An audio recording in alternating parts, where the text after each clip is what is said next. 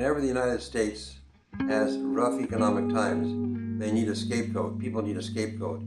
And oftentimes it's people of color and people from other countries. They feel, why should this person get something when I need it myself? My name is Mark Day, and I live in Vista, California. I work with day laborers with the San Diego Day Laborers and Household Workers Association. So day laborers are at the bottom of the heap economically. Many of them do not have documents to be here. They're very poor. Work is very casual. The day laborers in general, especially if they don't have documents, tend to live in the shadows. They tend to live in fear. And many bosses, many construction bosses, many landscapers simply want a body to do the work. Well, these are not bodies. These are human beings. And these are human beings with rights. Everybody has rights. Whether they have documents or they don't have documents, they have certain rights, and these rights need to be respected.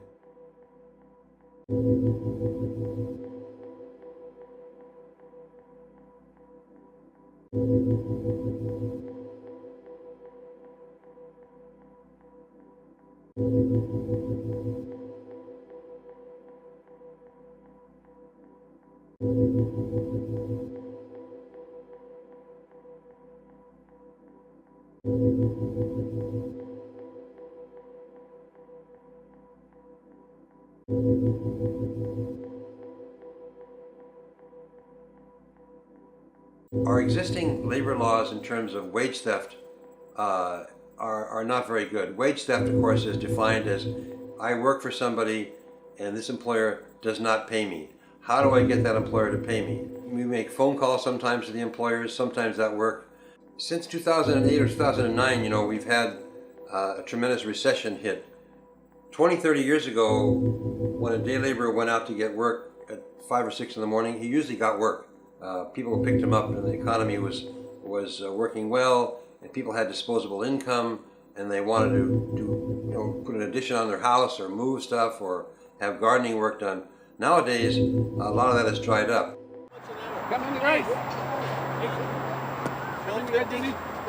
many guys you need, sir? How much room?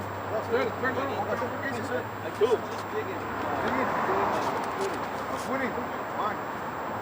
Hello. Good luck. So you can go out to some day labor sites and there'll be 25, 30 young men there, and they'll be there all day and not get any work. So that has a demoralizing effect on these workers. Going out there all day and not getting a job and trying to come home and maybe feed a family or pay their rent. And this is why, another reason why wage theft is such a horrible, vicious thing, because a worker will work for 2 weeks sometimes and they won't get paid. Oftentimes we go to the labor commissioner, but even when a day laborer wins his case, it's hard to get paid. I have several cases now I'm working on where the worker has actually won the judgment of the labor court, the labor commissioner, and they still haven't got paid. My name is Jorge. I've been working as a daily laborer for the last 5 years after I lost my job for the last 15 years in the union. And the experience has been kind of, I've been working at very good places, but sometimes I've been working with people that they don't really give us all the basic things that any worker might need, like water or a couple of times I've been hired for people and I've not been paid. There are probably about 8 or 9 day labor sites in North County. The Home Depots in Escondido and in Oceanside, the gas stations, for example, in places like Escondido and Bonsall. So we go out to these workers and we talk to them, and they usually tell us what they need. Sometimes these conversations are very lively. Some of the workers really speak up and talk about a lot of what they face every day. Usted ha puesto una estrategia. ¿Cuál es la estrategia cuando hay problemas en un sitio de construcción? O sea, ¿qué es lo que tienen que hacer los trabajadores primero?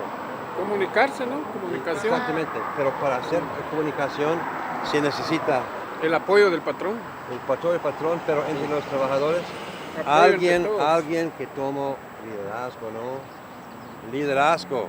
Sí, Liderazgo, ponga liderazgo. Entonces, ¿cuál es su primer nombre? yo me llamo Joaquín López. Ok, Joaquín. Joaquín ve esta situación que este grupo está quejándose, otro dice que me voy, otro dice que es peligroso. Joaquín se pone de pie y dice, muchachos, ven, discutimos esto. ¿Qué vamos a hacer? ¿Vamos a salir todos o vamos a hablar con el... Ok, Joaquín, tú hablas con el patrón. Okay. Joaquín, entonces, hacer algo. Un cargado. Sí, Sí, un encargado. sí lo hemos logrado acá nosotros en cuestiones de salarios. A veces el que habla más inglés hace los tratos. Sí hay a veces un respeto en eso, porque lo único que hemos ganado aquí es que, por ejemplo, los nuevos te dicen, ok, ¿quieres ganar $10 la hora o quieres 20 o quieres 15? ¿Cuál más te gusta? No, pues más. Ok, entonces espérate, voy a arreglar, hermano. Entonces ya dice, ok, 15 la hora. Entonces hay veces un poco de respeto. ¿Cuáles son algunos químicos peligrosos? Amoníaco. Amoníaco. Usan ácido. muriático. Sí, usamos ácido también para limpiar el cemento en las piedras. Eso es lo que se usa más, el ácido. Cloro. Por ejemplo, hay varias cosas tóxicas, se utiliza como la insolación es tóxico. Tiene que usar una mascarilla porque le pica mucho la insolación. Ok, número 5. Ok, hay otra serie de accidentes que puede ocurrir, por ejemplo, químicos, ¿verdad? Sí, los químicos. Químicos y... Tiene que examinar el agua antes de tomarla. Sí. Y creo que el trabajador no debe de tomar agua de la llave de las construcciones porque está dañada. Tienen que darle su agua propia. Sí. Comprar el agua propia de baro. O sea, ¿no? Comprar el agua tomada. Porque las aguas a veces tienen químicos contaminantes, ¿no? Sí. En Cinitas Boulevard, acá, tenemos una reputación de que ellos saben que nos han monitoreado como los patrones, que somos gente que no robamos, gente que trabajamos duro. Entonces, ahí están los récords del sheriff de Encinitas. Puedes poner ahí en tu internet o yo no sé, hey, allá hay labels en Home Depot y solamente porque es lo que ocupamos más, trabajo, pues. Ok, mira,